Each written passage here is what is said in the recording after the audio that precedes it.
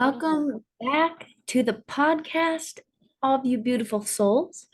Today, we are going to be going through the Cosmic Community Gathering training that I did this past month.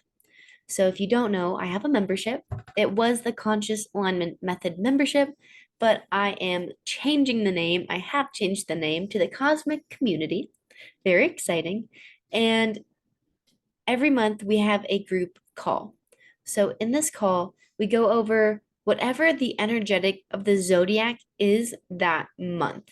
And for the month of December, we start with Sagittarius season. And because we're still in Saggy season, I find it fitting to present you with this training. So the training is a lot longer when we're in the group setting. I am going to go through it a little bit quicker today, just for the podcast format. So we will get started with that. And how I like to do this is we start out with the astrology or the zodiac energy that's going on currently, and then we move through that in our own little way. So we will start by diving into the ultimate outcomes of this little training. And the outcome is basically coming from the standpoint of healing with herbs and then so much more, because when you can heal through a modality or a spirit of a plant, there's going to be this access to something that's higher and larger than us, than ourselves. And so, if you've ever had the chance of undergoing an experience with plant medicine, such as mushrooms, LSD, kumbo, or another cleansing psychedelic, maybe even ayahuasca, you may have had witnessed the expansion of your perception and your mind, your heart and your soul.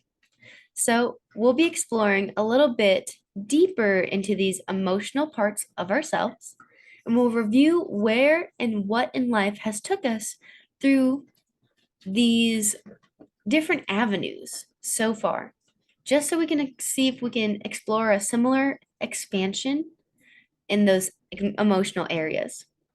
So the homework will basically be sitting with emotions in an embodiment style, objectively relating an emotional experience with the first memory to come to mind. This ability allows us to dive into that memory in itself and see what it's made up of, the feelings that correlate with it, and then coming back into the present moment to see how it has shaped us up to the point we are in our lives now. So, that's what is on our agenda tonight. And for those who don't know, Sagittarius rules the thighs. That is the body part that they're associated with. So maybe if you're overworking or a little strung out, you might be feeling some tenderness in your thighs. And Sagittarius is all about wisdom, very closely connected with source, with spirit. And here is my little Sagittarius explanation for the month, but ruthlessly blunt and expansive in thought, contemplation, and connection. Your fresh truth-telling skills are hot throughout November to December. It's your time to unapologetically observe your truth and how it lands with yourself, and if you honor yourself enough to be genuinely honest about your life. Tune into your soul and silence your mind to hear your inner guidance.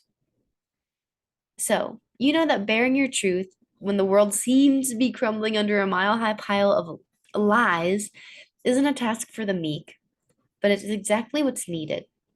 When we're going through those hardships, going into the grit, you have to go through it to get out of it, right? So, in order to step up to the batting mound, releasing the weight of old mind constructs is a must. So, how do we do it?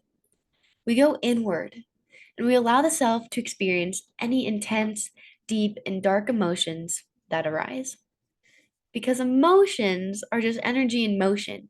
When they're repressed, when they are just standing still, when they are shoved deep into the spaces of the body, they cease forward momentum. They stop working for us. They stop telling us what we need to keep going, and they start to make us feel agitated and frustrated, crummy, sad, irritable. when expressed, they take you to who you want to rise into because you're following your path. You're listening regardless of how hard or tough or challenging it may be. You are doing the work and expressing your needs, wants, desires, and honestly showing up no matter what is coming up for you. So honor yourself through the honesty of your life, through everything that's happened. Let go of old mind constructs that keep you in the past. Start from anew so you can go from the now. What I mean by mind constructs, for anyone who's unsure what that means, is basically conditions we place on ourselves in order to obtain something. Typically, happiness, love, money. I have to do X in order to have money. I have to do X in order to be loved. I have to receive, give X in order to be happy, whatever the emotion is. Yet that's false. And honestly, how is that working out for you? That is something that Abraham Hicks, who I listen to often, really emphasizes. You have to be in this appreciation and find a way. You don't have to, but really finding a way into the gratitude of the now, of what you have, of your experience, is going to rocket launch you towards and closer and faster to those needs, wants, desires that you are wanting. Because when you speak that you want something, that you have a goal, you put it out there, boom, it's done. You literally only have to have pure belief that it is going to follow through. The biggest caveat, you cannot obsess over how it's going to come through for you because that is the magic of this universe. That is where the fun lives. That is how we play with life. We get to experience this crazy, unpredictable life by believing that what we want will come. And it's as simple as that. We just get in the way with all of our, I need it now, and I need it to happen in this certain way. And if it doesn't, I'm going to be mad. And then we just really get in the way of it coming to us at all. So I had pulled two archangel cards for this call, this training, and I will read them here because I still feel as if that energy stands strong and true. So, the month's directive was clairsentience or emotions. So, this card is Archangel Raguel. I have such a hard time saying some of the names. So, please honor your feelings.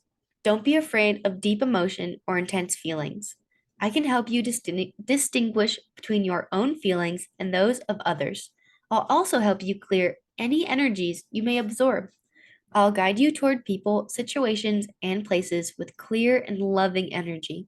Your repetitive emotions and physical feelings provide important information, so please notice and follow these feelings.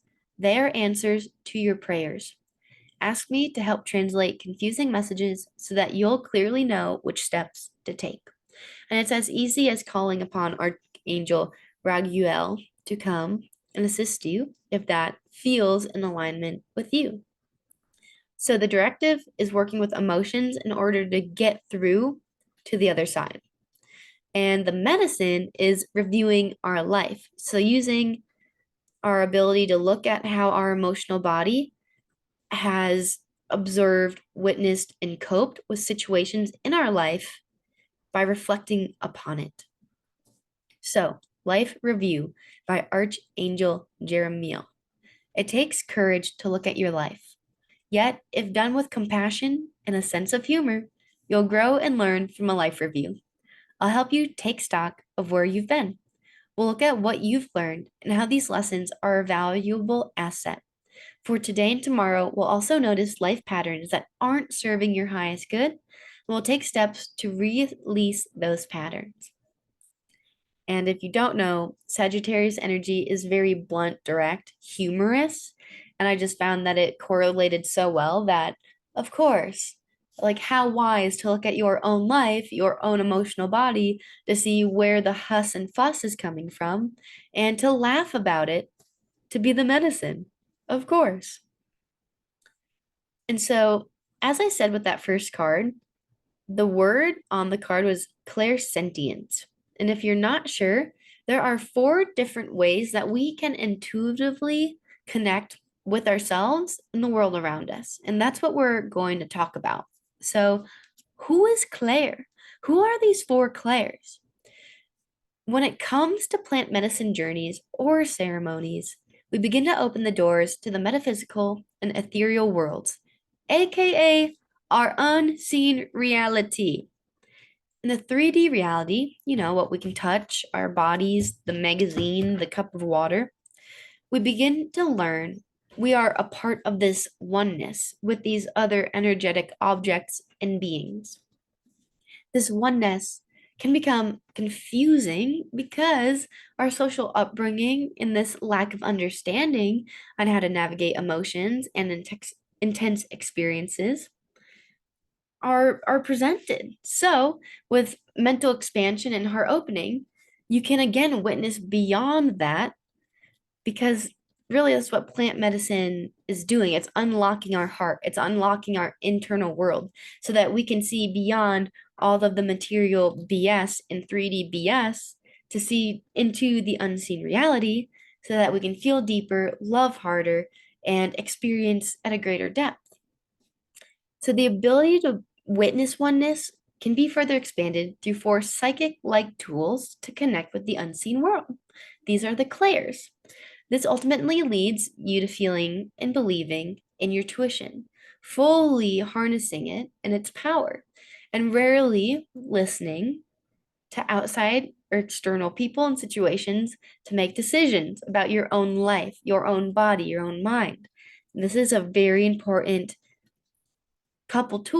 few tools that we can use that we have access to all the time. It's more so about believing in them, learning about them, getting to know them, and then practicing and saying, hey, was that this moment or that moment? Or can I recall to the past when I've had this happen to me before? So the four different clairs are clairaudience, clairvoyance, clairsentience, and claircognizance. And I'll go through a description of each of those. So, clairaudience is hearing quotations of a calm, even toned voice in your mind. It often gives you a short, direct message, and it's usually very random.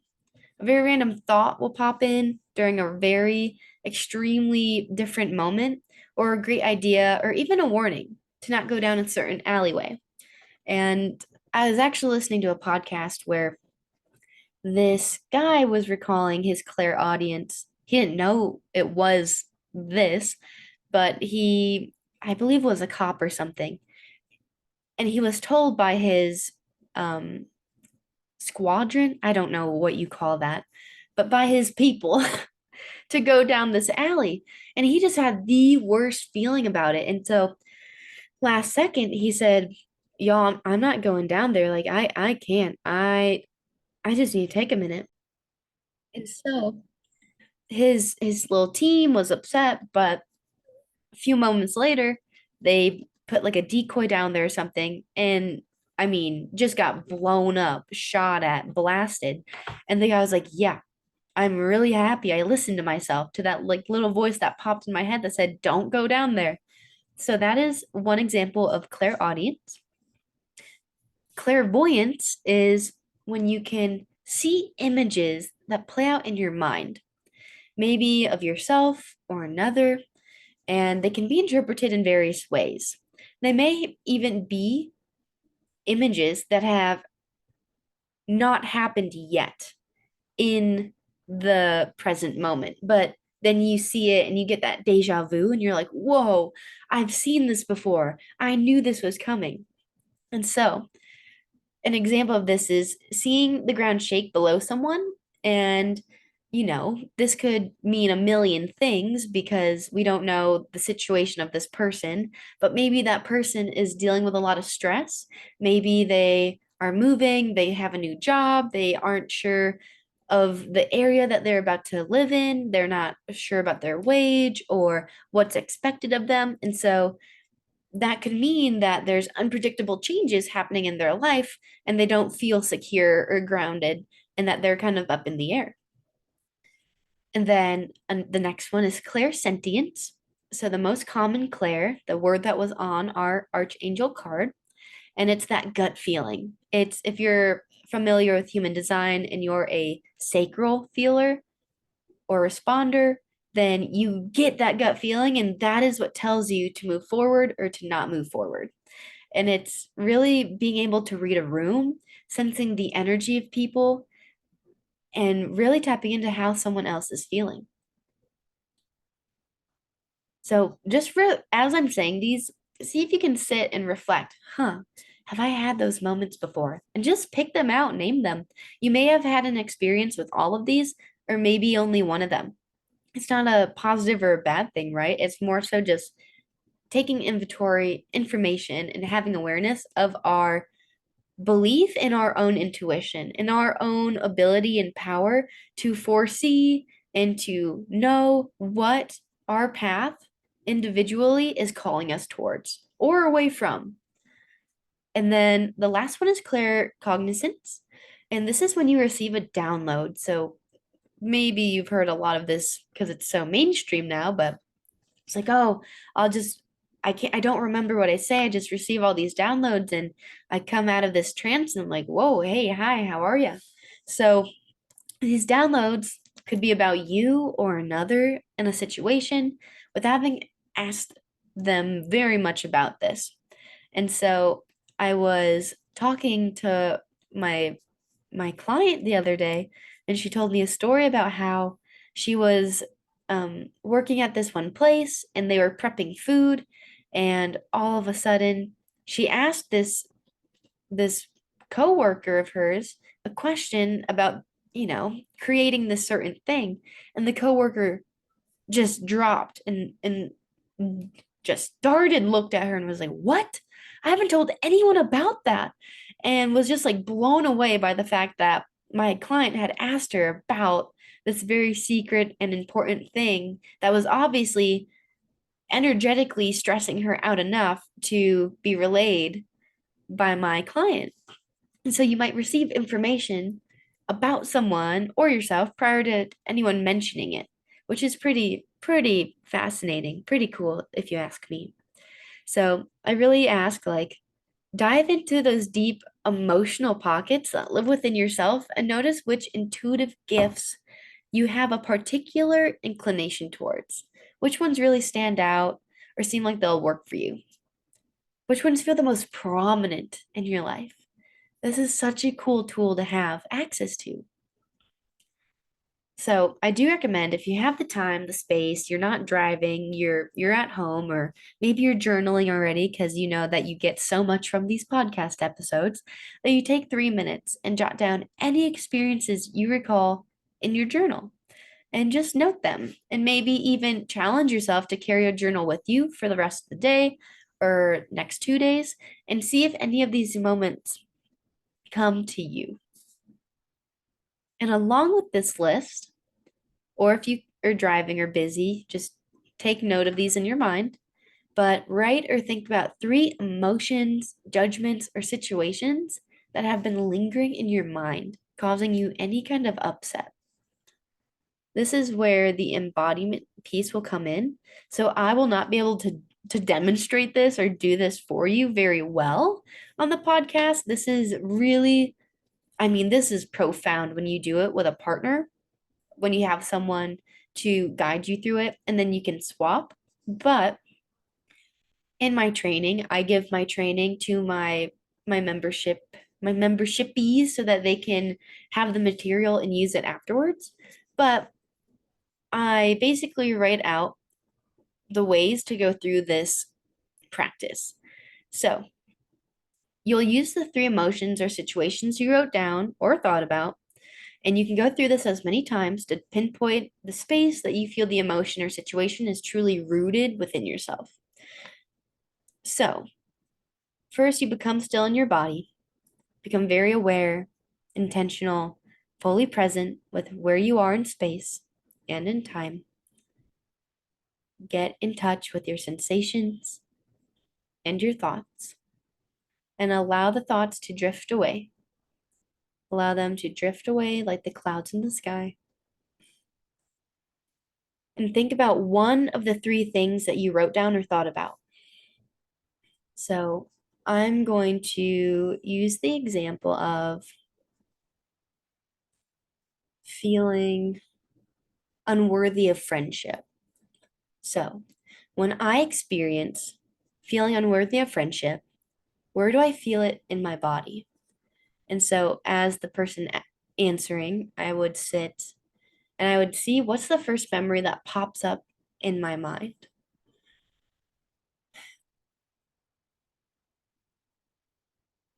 And one of the first memories that pops up in my mind, I'll get vulnerable with y'all here, is as a youngster, I had like one girlfriend that I really trusted and felt close with, and we lived fairly close to each other. So I was like, yeah, like we're best friends, like I get this. And we had just made it to the middle school where all the sixth grades were coming together for the first time and meeting all these new people and all these friends. And it felt like I had this one girlfriend. She became friends with these other girls, which was really fun. And she invited me to meet them and like hang out with them. And then those girls liked hanging out with me. And then that other girl, I don't know what, like I won't put words in their mouth or experience, but what it felt like to me was that there was a battle. It was either her or I at this point, and then it caused tension and resistance between the two of us, which I really didn't like because I was just making friends and doing like I was invited by her to meet these people, and so I like really feel that in my chest and in my heart, like feeling let down and feeling like I did something wrong and like I really wanted to fix it, but I didn't know how and I didn't know how to reassure the situation. And so I feel it in my chest. And then, do you have any memories that show up with that part of the body? That's the memory that shows up. And if you don't have any memories that come to you,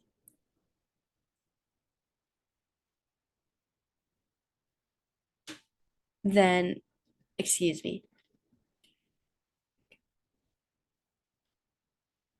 And then if you don't have any memories that come to you right away, can you sit and see if there's anything old that comes up in your body? Anything at all? And then you could, after jotting that down those experiences, you can ask more in-depth questions. Like when I experience feeling like it's a challenge to make friends, and I feel it in my chest, like I might like, what does what does it mean to have it be challenging? This is really hard to do with just one person, y'all. This is so much easier and way more fun when you have two people to do it. But basically, you're asking questions to get to the root problem of what's really going on. So, feeling like it's hard to have friendships, hmm, what like what happens when you don't make friends? Well, I feel lonely, I feel unloved, I feel like I'm invaluable, like I'm disposable. Well, where does this feeling of disposability and feeling unloved and lonely come from? Well, maybe it comes from growing up and feeling like I had to be really small so that my parents could focus on other things. Like I didn't need to be a nuisance. And so I didn't have many close friends. I had like one or two, and I would just constantly be at their house and never at my parents when really it was that desire of my parents loving me and being around to enjoy spending time with me and having fun with me and playing with me, so forth and so on. And so you can go into it in those ways and you can just ask even deeper questions with the memories like, oh, what did you feel when you were in that memory with those friends and you felt like it was a battle? Like I said, I felt bad. I felt like I wanted to fix it, like I was doing something wrong. And then, like, what does doing something wrong? Like, where have you been made to feel like you've done something wrong around friends before? And you can just keep going on and on in this. I love doing this with my clients because one, I can better direct the questions when I'm focused and lasered in on their feelings, their situation, their memories. And it's a really nice bonding experience. It gets you deeper with that person that you're sharing with.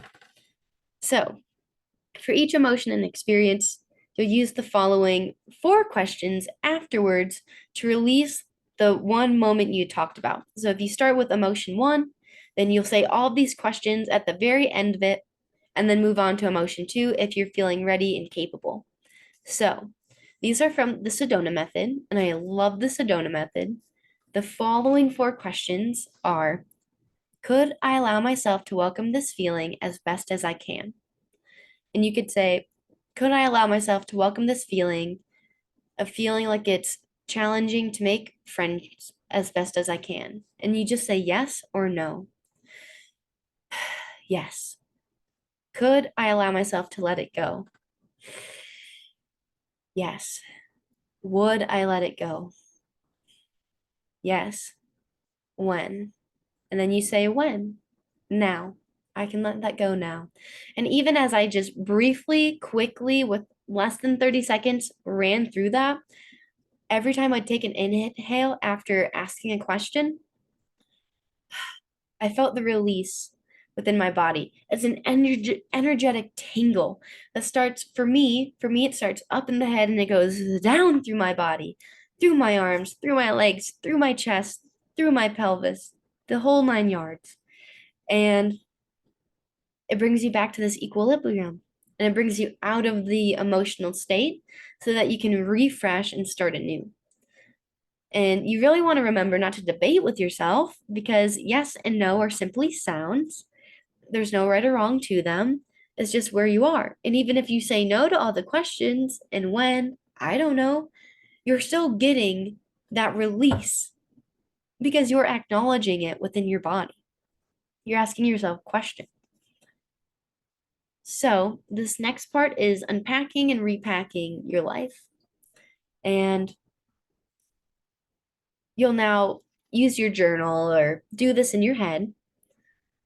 But whatever in your life you're not honored or stoked about or feel happy admitting to, whether it was a chapter or a paragraph in your experience, maybe an exclamation point or a sentence or a single word,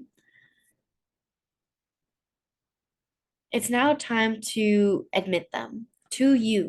You don't have to admit it to anyone else, but if you want to go through them in your mind or just speak them out loud while you're in the car and maybe write them down in your journal to let them go that way, you can burn the piece of paper afterwards. This is a really true way to honor and respect that there's darkness within you and that there's darkness within everyone.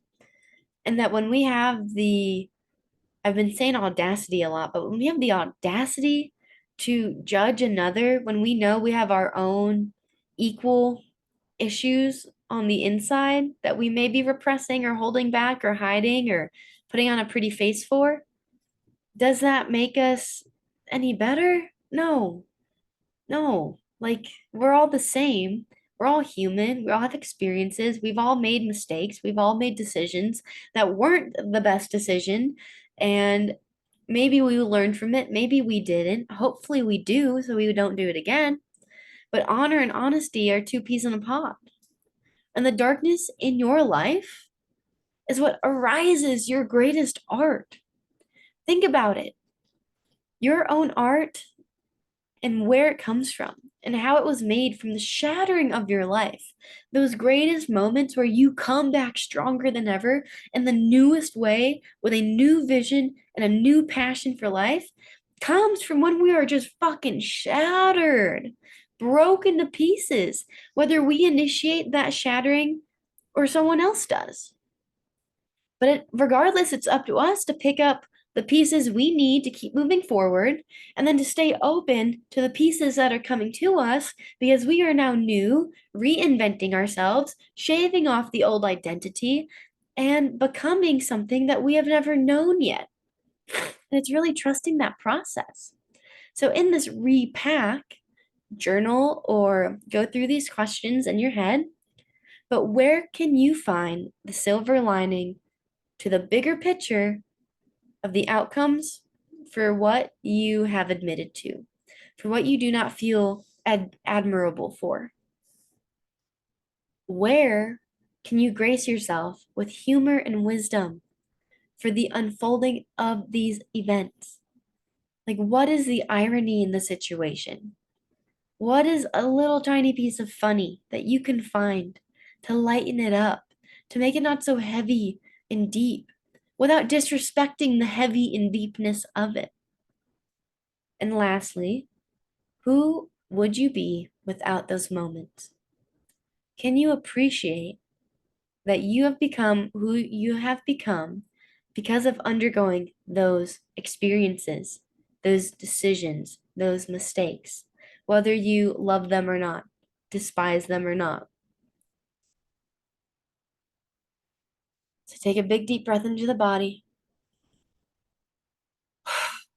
and exhale them out.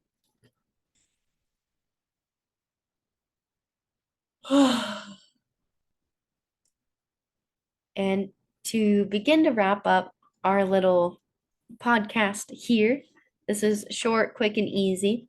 This goes into a lot more detail when it's in the membership because I take the time to go through this with a couple people.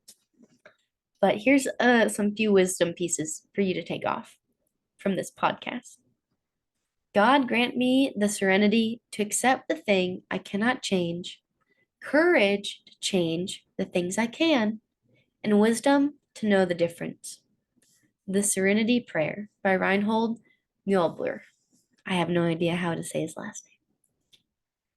The next one, ask, don't tell. Do what you do and don't do what you don't do, which is hilarious and so accurate. Ease off the pressure. And last but not least, be upfront with the resistance in your life. Being unrested isn't simply a form of not sleeping enough. It's having mental, emotional, or soulful exhaustion. Let the energy move in and out of the body and watch your life become free. Ah, gorgeous. And last but not least, I listed some herbs and mushrooms to regulate the nervous system. You could put all of these in a single herbal tea extract, or you could find a tincture, or you could find an oil like doTERRA, anything like that. However, alfalfa, that's a great herb. Alfalfa contributes to the digestive system and digestive health. Firstly, it is high in prebiotics, fructo, I don't think I can say this word, fructo oligosaccharides compounds, which fertilize and feed the good bacteria, probiotics, in the gut. This will help to neutralize bad bacteria, such as Candida, which can lead to the whole host of health problems. Next on the list is horsetail. So I have to make this a little bit bigger. Silica is fundamentally important in building and maintaining healthy connective tissues, cartilage, muscle, skin, tendons, sheathing, and bone. Consuming horsetail as a natural source of silica increases the body's absorption of bone-building minerals such as calcium, helping to provide relief from a whole slew of structural diseases. That's really a good one for women. If you're not weightlifting or you're injured, that's a really great one. Next is marshmallow. So, marshmallows tend to be more commonly associated with the sweet, fluffy confectionery we toast around the campfires. However, the root of this powerful herb has a long and esteemed history of traditional use as a potent cough remedy and healer of many other ailments. Next is ashwagandha. Since ashwagandha is traditionally used as an adaptogen, it is used for many conditions related to stress.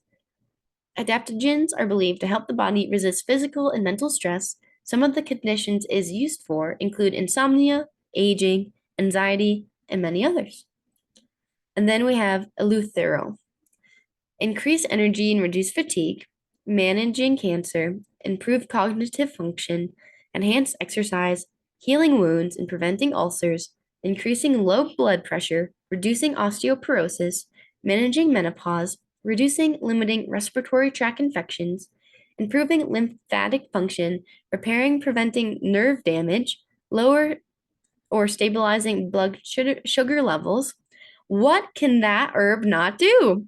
And that's what I love herbs. I love adaptogens, especially because you can use them at any time of day and it will understand what time of day it is, and it will help your body in whatever capacity it needs. So I believe ashwagandha, if you take it in the morning, it will give you a boost for your day and it will help you become alert and awake and maintain this inner peace. Yet, if you take it at nighttime, it will help with insomnia. It will help you get to sleep. It will help with melatonin. It's really wild how it knows, because it is a living, energetic being. These are plants, these are mushrooms and other herbs. And oh, it's just like proof that how smart Mother Nature freaking is. And then I do have sources listed for all of those in the training that I have. And then another particular species that we want to be mindful of are parasites. So, parasites can cause a slew of effects on the body, and a way that we can eliminate them or just maybe flush them out of the system are there are a few different ways, but for herbs, you want to look at wormwood, black walnut, clove, oregano oil, grapefruit seed extract, anything that's antibacterial, antifungal, antiviral. Foods to choose are fresh garlic and onions, pumpkin, papaya seeds, and some of the conditions. Let me see if I can get it up here that we look for, or symptoms, I should say, would be constipation, diarrhea, weight loss or weight gain, loss of appetite. Maybe you're feeling fatigued very often or vomiting. You have food sensitivities coming out of nowhere, skin issues, joint or muscle pain, IBS like symptoms. Maybe you're itching down under, if you know what I mean. These are just a couple of the ways that parasites can come into the body and really mess with our system. And there's a whole slew of research out there. So you can look up healing parasites and find what you need. But that is the end of it. That was our cute little training. Very helpful, very useful. Moving with the body, moving with what's going on inside, letting emotions come through and forward instead of feeling ashamed of our life, reviewing it, reflecting upon it, witnessing where in our body these memories and moments are stored, and going, whoa, huh, that's pretty insane. Never would have thought that me being a runner and winning that race had anything to do with X, Y, and Z, so forth and so on. So I hope that you enjoyed. I hope that wherever you're at, you were able to take something away from this podcast and that you're able to implement it. Or if you're interested, please reach out. We can schedule a one-on-one call. We can go through an embodiment session. That is a way that I work with clients, is through these sessions, and we can see what we can discover. Thank you so much for tuning in to the Incredibelle Conversations podcast, and I will catch you back here next week.